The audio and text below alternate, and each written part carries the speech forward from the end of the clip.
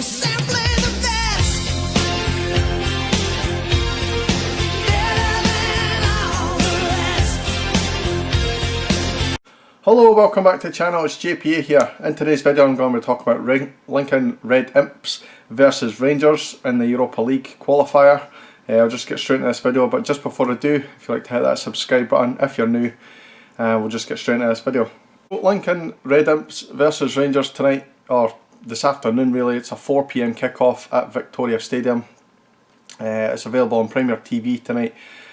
It's also available on Rangers TV if you spend $9.99, which is probably what I'm going to do. I used to have Premier TV, but I didn't think it was very much good value. They weren't showing enough Rangers games for me, so I decided to cancel the contract. It's you're probably better with the Rangers TV anyway. You get the better commentary, you get good Rangers guys on there, and good interviews and stuff like that as well. You obviously remember Victoria Stadium, we played there last year versus St Joseph's.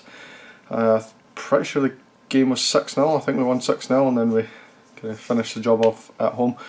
The interesting thing of this, it's only one game.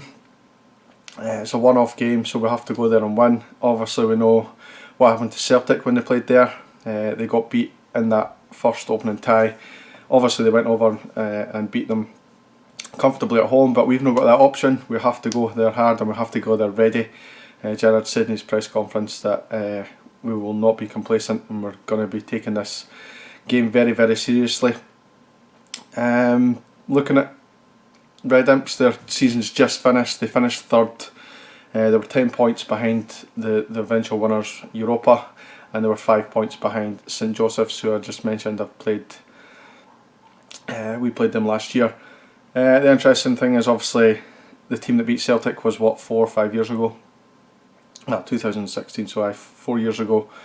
That team's slightly different for the team that we're going to be playing now. There is a few players there. I think actually the goal scorer in that first game is still playing, and so is his brother.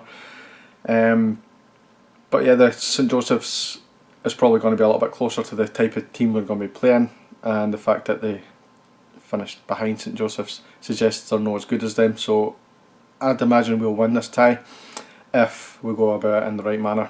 As I said, their season's just finished, or no long finished, a few weeks ago, so there's no point looking at the recent results. It's not going to give a very good indication of how they're going to play. They're going to set up as if it's a cup final to them.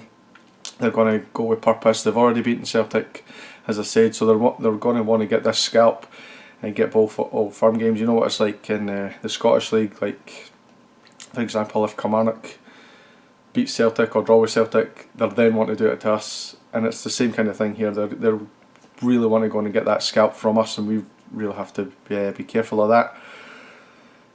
In terms of Rangers, Ryan Jack is obviously out with a calf injury. He was just going to be out for a couple of weeks.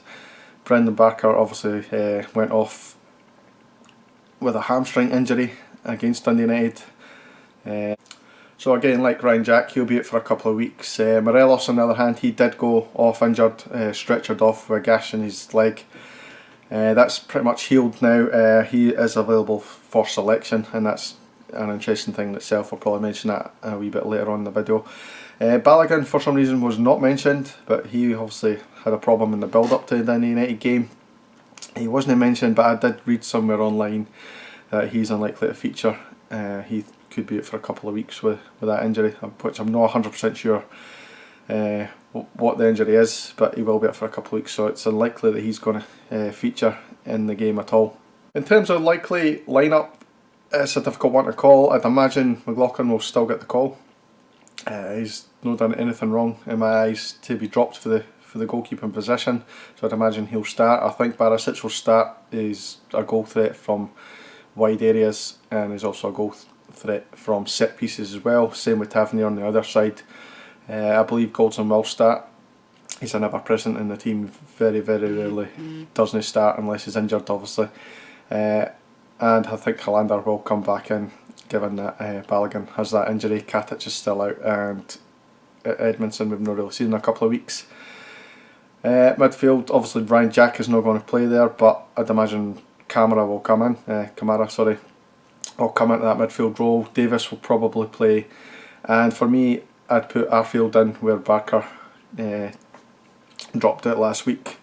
I thought Arfield had a sensational game against Dundee United, so I'd imagine he'll start. I think the front three is obviously going to be Ryan Kent, and obviously Hadji on the other side. The interesting thing for me is who plays up top. For me, Roof has been getting better and better, but he possibly might need a rest. He's been pretty much projected into that front row because of the things that's happened to Defoe, and more recently Morelos is got a dip in form, I feel like.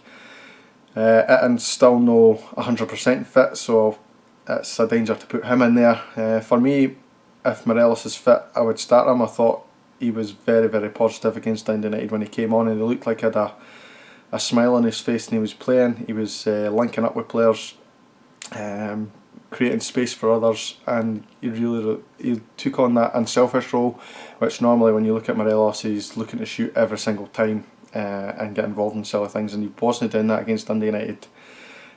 So I believe if he's fit, then he should possibly start ahead of Roof. Maybe keep Roof on the bench for later on in the game, but I'd definitely look at Morelos starting.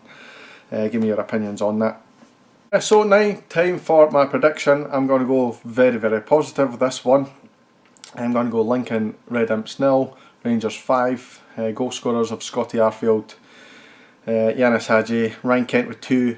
I'm going to go for a Barisic free kick. I know he scored a free kick in the St Joseph's game last season.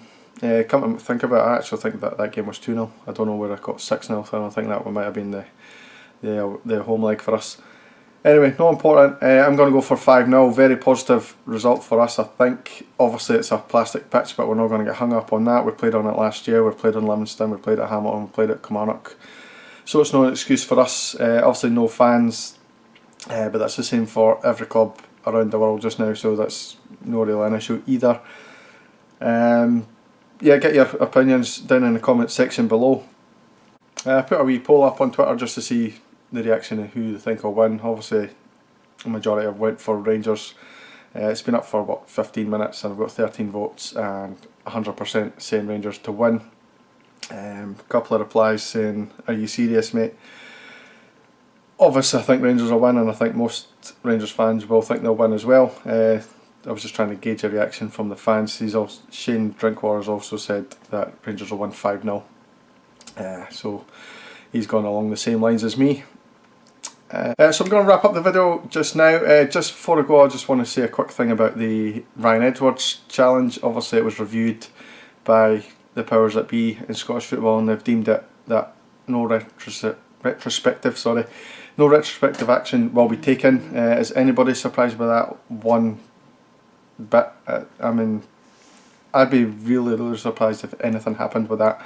And I was even surprised it was even talked about and reviewed, if I'm really honest. We all know what would happen if that was Alfredo Morelos. In fact, it probably wouldn't be retrospective action.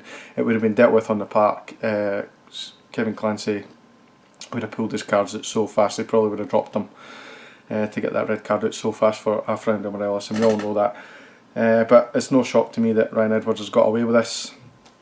We just kind of have to deal with that. I'm going to finish the video up here, guys. As I always say, if you're new to the channel, please subscribe, and I'll see you in the next video, hopefully with a win. Cheers.